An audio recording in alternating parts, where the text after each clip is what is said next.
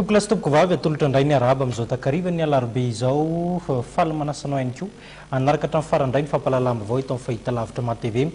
Ny lafim-baovao mahakasika indrindra ny fanomanana ny francophonie, ny mahakasika ny fifamoivoizana mandritra izany fotoana izany paraingo mipetraka ao an-tsain'ny mpampiasa moto sy ny fitaovam-pitaterana hafa ny fahafahan'izy ireo mivezivezy amin'ny andron'ny francophonie io hoentina amintsika ao anatin'ity fampahalalam-baovao ity.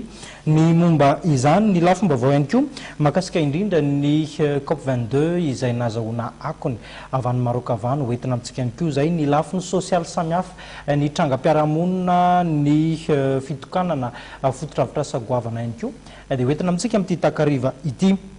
Trangam-piarahamonina aloha no etsika misantatra ny fampahalalam-baovao Stécie no anaran'ity zazavavy kely hoentina amintsika ao anatin'ity fanadihadiana ity.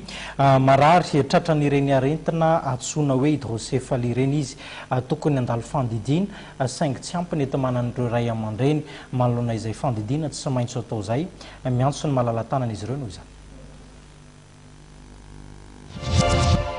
Zazavavy kely vao 10 volana monja izy Stécie, manan'olana ara-pahasalamana ny tenany.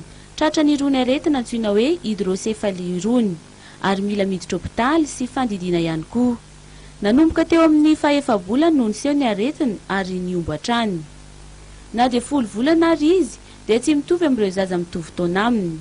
Tsy mandady, tsy mahita ihany koa ny masony ary tsy mbola mahay miteny izy Stécie. Tokony hiditra hôpitaly sy hiakatra fandidiana izy Stécie saingy tsy manana ny fahefa-mividy ahafahana manao izany ny ray aman-dreniny ka mangataka fanampiana amin'ireo malala-tanana.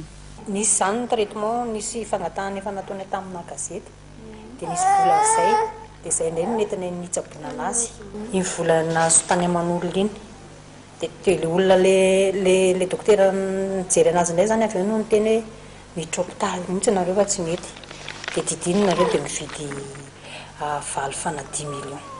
Tsy manana fahefana hividy an'ireo valy fa mihitsy sy nidirany hôpitaly. Teny an'izay mba malala-tanana rehetra zany mba hanome fanampiana, hangataka fanampiana mihitsy zany izay hoe entina hitsaboana Stécie.